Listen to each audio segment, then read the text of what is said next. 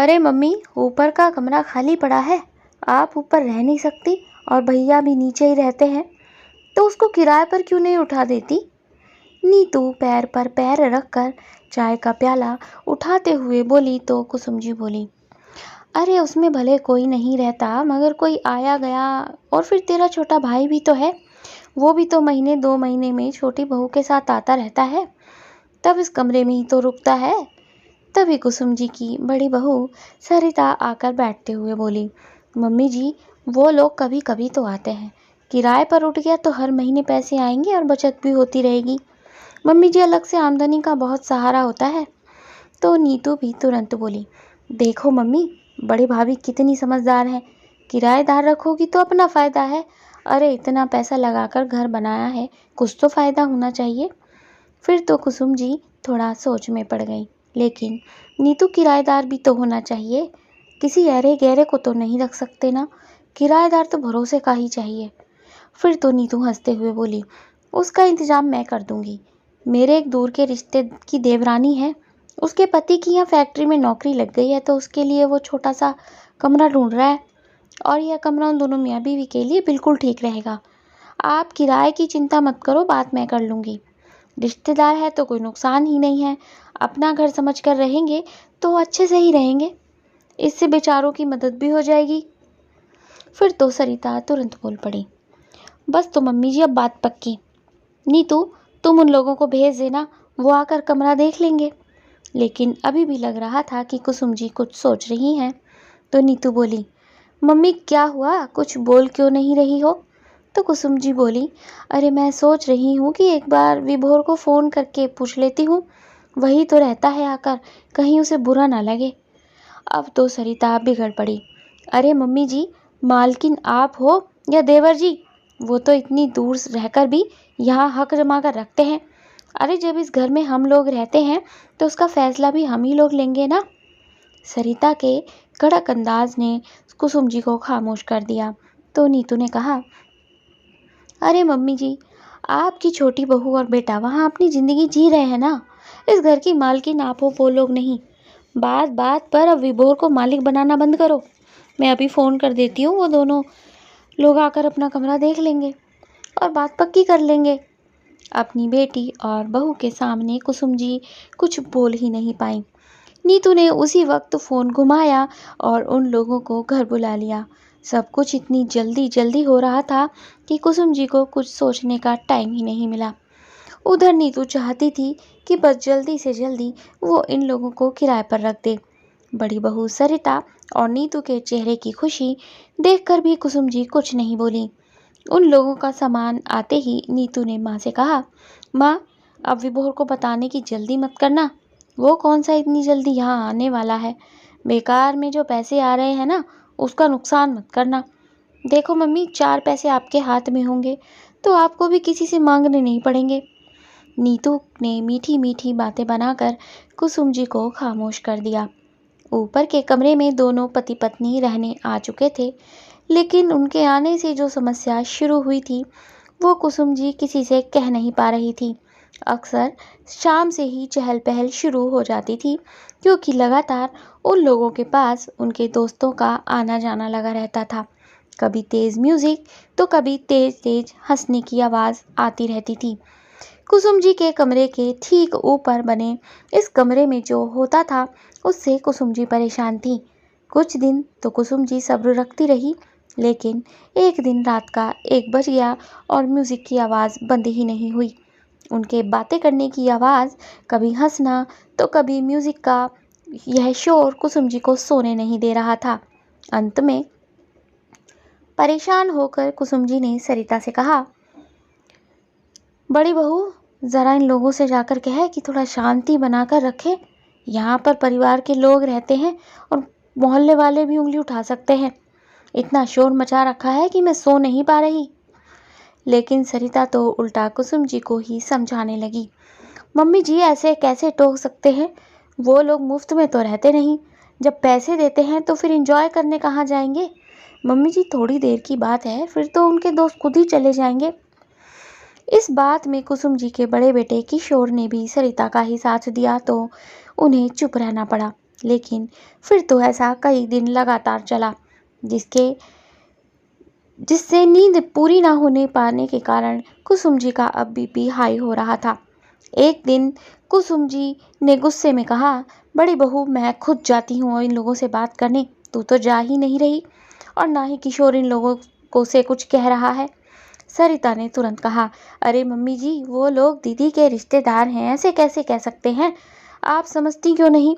कहीं बुरा मान गए तो रिश्ता खराब हो जाएगा और दीदी भी बुरा नाराज हो जाएंगी। इस बात ने तो कुसुम जी को मजबूर ही कर दिया।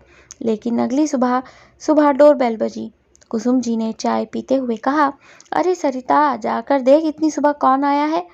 सरिता ने जैसे ही दरवाज़ा खोलने गई तो सामने विभोर और उसकी पत्नी शालिनी को देखकर हक्की बक्की रह गई और उसके मुंह से निकल पड़ा, अरे देवर जी, आप लोग अचानक इतनी सुबह सुबह, सब ठीक तो है ना? आपने तो खबर भी नहीं की। तो विभोर ने अंदर आते हुए कहा, अरे भाभी, हम तो सरप्राइज देने आ गए। बेटे को अचानक सामने देखकर कुसुम जी खुश तो हुई, मगर अब उन्हें डर भी लग रहा था कि विभोर को जब पता चलेगा कि उसके कमरे में किराएदार रखा गया है तो क्या होगा। कुछ देर बैठने के बाद शालिनी ने कहा कि दीदी, मैं ऊपर जा रही हूँ, थोड़ा फ्रेश हो लेती हूँ, भाभी ज़रा चाबी तो दे दो। शालिनी ने ऐसा कहा तो सरिता के चेहरे का रंग ही उड़ गया। घर में सन्नाटा छा गया और सरिता नजरें चुराने लगी। कुसुम जी झिझकते हुए बोली, अरे विभोर, वो क्या है ना, कमरे में तो। विभोर चौंक कर बोला, अरे कमरा साफ नहीं है, यही बोल रही हो ना? तभी शालिनी हंसकर बोली, अरे तो क्या हुआ मम्मी जी, हम अचानक आए हैं तो झाड़ू भी हम लगा लेंगे। फिर तो सरिता ने तपाक से कहा, नहीं शालिनी, वो क्या है ना कि तुम लोग तो कभी कभी आते हो और दीदी की रिश्तेदारी के लोगों को एक कमरा चाहिए था। बेचारे बहुत परेशान थे तो दीदी के कहने पर कमरा उनको दे दिया। विभोर और शालिनी उसको हैरत से देखने लगे। फिर तो विभोर गंभीर आवाज में बोला, किराए पर? लेकिन मुझसे पूछ तो लिया होता भाभी। अरे अगर हम यहाँ नहीं रहते तो क्या कोई बात हमको बताई नहीं जाएगी? अब हम कहाँ रहेंगे? कुसुम जी तो बेचारी चुपचाप विभोर का गुस्सा देख रही थी और सरिता ही विभोर से बहस कर रही थी। अरे भैया, दीदी के सामने कोई कुछ बोल सकता है क्या? उनके रिश्तेदार हैं, भला कैसे मना करते हम? विभोर ने गुस्से में कहा कि तो हम कौन हैं? यह कमरा फालतू नहीं था जो किराए पर दे दिया। अरे हम आकर इसमें रुकते हैं, ये घर है हमारा। तभी विभोर का भाई किशोर आकर बोला, अरे इतना क्यों बिगड़ रहा है विभोर? पहली बार तुझे बिना पूछे कुछ कर लिया तो क्या इतना हंगामा करेगा? क्या अपनी भाभी पर ऐसे बिगड़ेगा?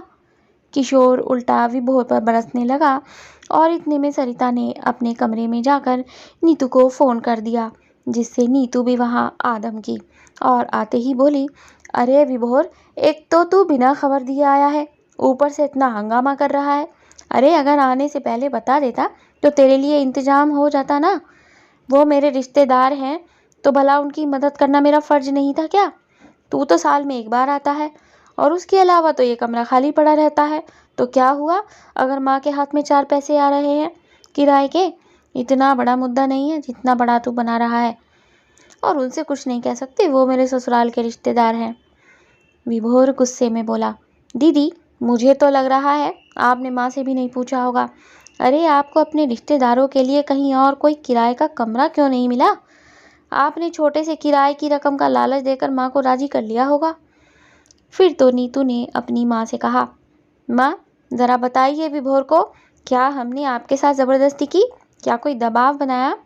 अरे अगर किराएदार रख लिया तो इसमें कौन सा नुकसान हो गया? गलती तेरी है विभोर, जो तू बिना बताए अचानक आया है। इतनी देर से हो रही बहस में शालिनी इस बार पहली बार बोली, अरे दीदी, अपना घर है, जब चाहे आ सकते हैं, और हो सकता है कि बताने का मौका नहीं मिला हो।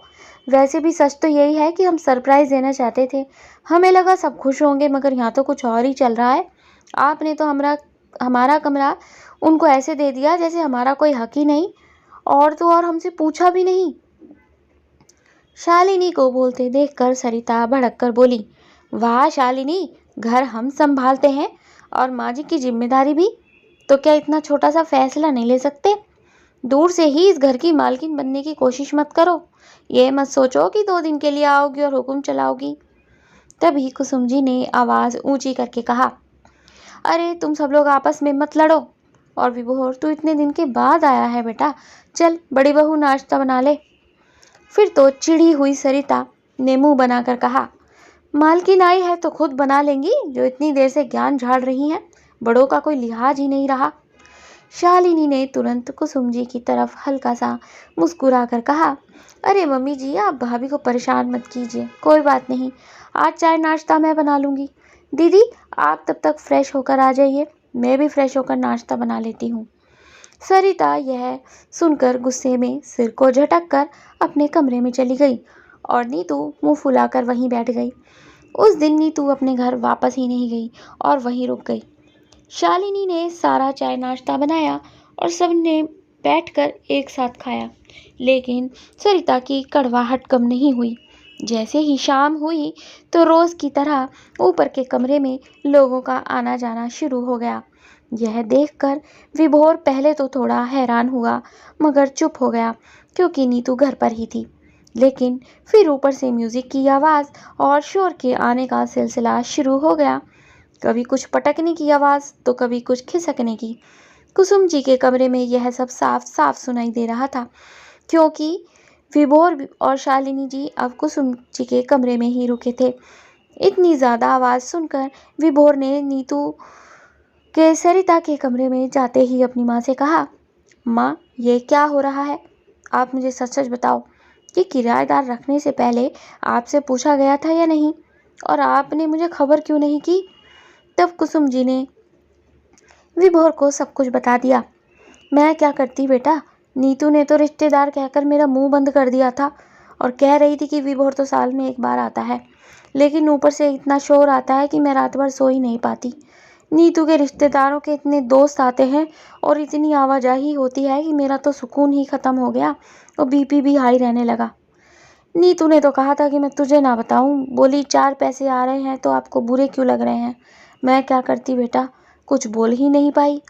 फिर तो विभोर को बहुत गुस्सा आया।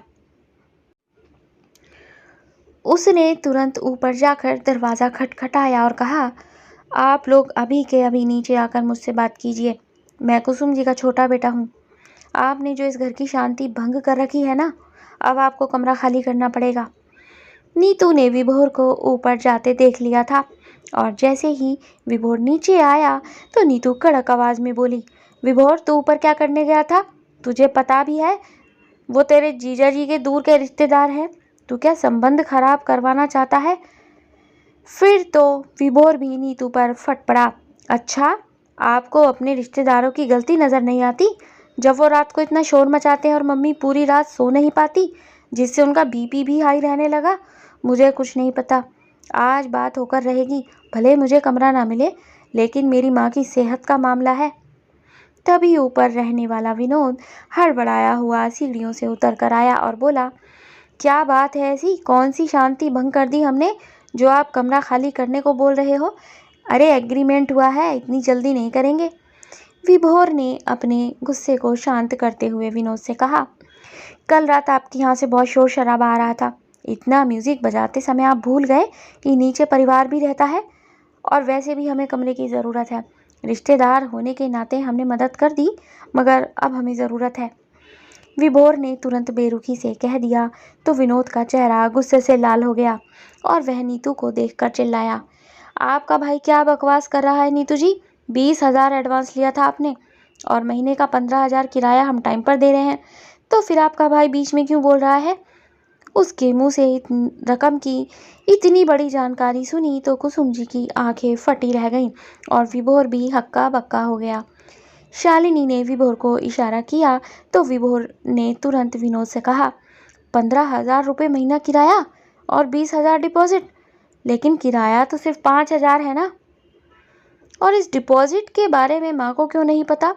सवालिया नज़रों से विभोर ने जब कुसुम जी को देखा, जो कि खुद हैरान खड़ी होकर देख रही थी, उन्होंने सबके सामने कह दिया, मेरे हाथ में तो कभी किराया आया ही नहीं। सरिता और किशोर भी खामोश खड़े थे और विभोर से नीतू नज़र चुराने की कोशिश कर रही थी। कुछ देर सन्नाटा रहा, मगर जब कोई नहीं बोला तो किराएदार ने कहा, आप लोग ऐसे क्यों चौंक रहे हो? अरे आप नीतू जी से पूछो, वही तो हमसे किराए का 15,000 लेती है। मेरी डील उनके साथ हुई थी तो पैसे भी इन्हीं को देता हूँ। और ये रिश्तेदारी वाली बात क्या है? मैं इनको नहीं जानता। मैं तो कमरा ढूंढ रहा था, तब मुझे ये मिल गई और इन्होंने कहा कि ये दिलवा सकती हैं। इतने बड़े खुलासे ने तो जैसे घर में बम ही फोड़ दिया। विभोर का चेहरा गुस्से से लाल हो गया। उसने नीतू को देखा तो वह घबराहट के मारे पसीने पसीने हो रही थी। फिर तो विभोर दहाड़ते हुए बोला, इतना बड़ा झूठ! क्या कहा था? दूर की देवरानी है, मदद की जरूरत है। वाह दीदी वाह, आपने कितनी चालाकी से अपनी माँ को ही लूट लिया। माँ को हर महीने 5,000 देकर बाकी के 10,000 खुद रखती रही। क्या बेवकूफ़ बनाया आपने। आपकी तो दाद देनी पड़ेगी दीदी। आपने अपनी ही माँ के पैसे से अपनी जेब भर रही थी।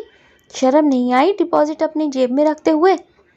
विभोर की ऐसी लताड़ सुनकर तो अब नीतू के मुंह से एक शब्द भी नहीं निकल रहा था। वही इस सच के सामने आने पर तो कुसुम जी का दिल ही बैठ गया। अपनी ही बेटी का यह सच सुनकर उनका सिर घूम रहा था। कुसुम जी गुस्से में नीतू से बोली, तू तो बड़ी लालची है रे नीतू।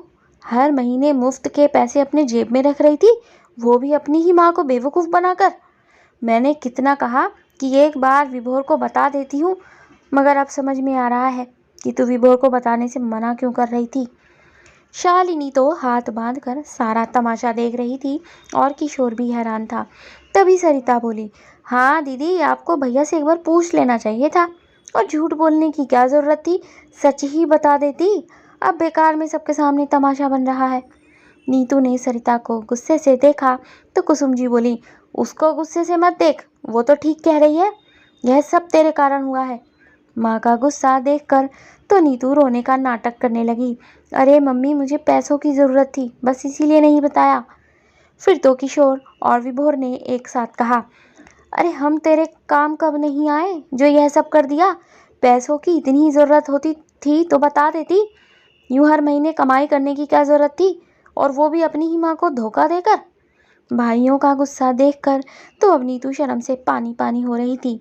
तभी विभोर ने विनोद से कहा, आपका जितना डिपॉजिट है और जितना एडवांस है वो आपको लौटा दिया जाएगा, मगर विनती है कि कमरा खाली कर दीजिए।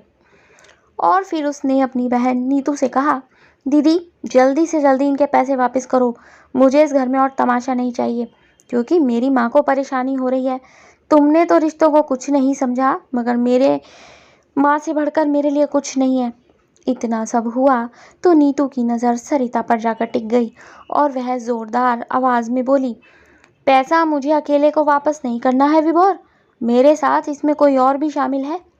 फिर तो पूरा घर चौंक गया और सब नीतू को देखने लगे, लेकिन नीतू की नज़र तो सरिता पर थी, जो अब नज़र चुराकर इधर उधर देख रही थी और अपने कमरे में खिसकने की कोशिश कर रही थी। लेकिन नीतू ने तुरंत उसका हाथ पकड़कर कहा, जा कहाँ रही हो भाभी? सबको बताओ ना कि यह कमरा किराए पर देने का आइडिया आपका था। क्या आपने नहीं कहा था कि देवर जी तो आते ही नहीं, तो फिर क्यों ना कमरे का फ़ायदा उठाया जाए? वहाँ वो लोग तो ऐश कर रहे हैं और हम यहाँ मम्मी जी का खर्चा उठा रहे हैं। फिर से एक और सच सामने आया तो सबका मुंह खुला रह गया और सरिता के चेहरे का रंग सफ़ेद पड़ गया। किसी ने सोचा भी नहीं था कि इस सारे बवाल के पीछे सरिता निकलेगी। फिर तो सरिता हकलाने लगी तो नीतू ने कहा, भाभी अगर पैसे मैंने रखे हैं तो आपने भी रखे हैं, मैं अकेली ही पैसे वापस क्यों करूँगी? फिर तो किशोर ने सरिता के गाल पर जोरदार थप्पड़ मारकर कहा, मैं सोच भी नहीं सकता, मेरे माँ और भाई को लेकर ऐसी सोच थी तुम्हारी। नीतू के साथ साथ गुनहगार तुम भी हो। फिर तो विभोर और शालिनी सरिता पर बरस पड़े, ये घर है हमारा, इतनी गंदी सोच थी आपकी हमको लेकर। यह सुनकर हमें हैरानी हो रही है। हम तो कितने प्यार से अपने परिवार से मिलने आते थे। भाभी सच में आपने तो हद कर दी। आपने रिश्तों को पैसों से तोल दिया। हम तो फिर भी दूर थे, मगर आपने मम्मी के बारे में भी ऐसा सोचा? आपको शर्म आनी चाहिए।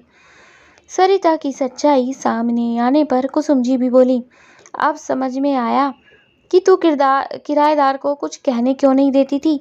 सब कुछ सामने आ चुका था और उस किराएदार ने एक हफ्ते बाद पैसे वापस मिलने पर घर खाली कर दिया। लेकिन अब सरिता सबकी नज़रों में अपनी इज्जत खो चुकी थी और उसके साथ साथ नीतू भी, जिन्होंने सिर्फ अपने बारे में सोचा, अपनों के बारे में नहीं।